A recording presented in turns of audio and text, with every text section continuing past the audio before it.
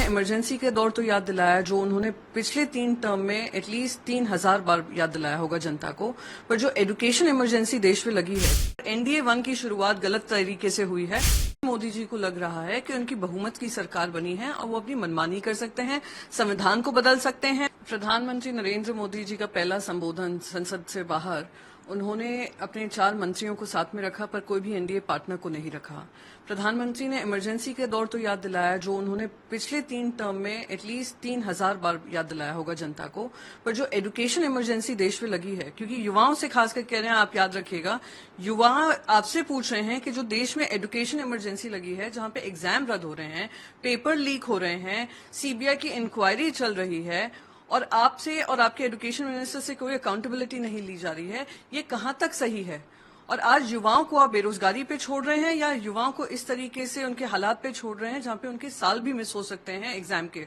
तो मैं मानती हूं कि प्रधानमंत्री नरेंद्र मोदी जी आज के मुद्दों पे बात करें, जो देश के सबसे ज्वलंत मुद्दे हैं, तो ज्यादा ठीक रहता। पर एनडीए 1 की शुरुआत गलत तरीके से हुई है, जहां पे कोई एनडीए अलायंस पार्टनर उनके साथ नहीं था जब वो संसद में अपना बाहर आकर पार्लियामेंट में प्रेस ब्रीफिंग कर रहे थे। जो संसद की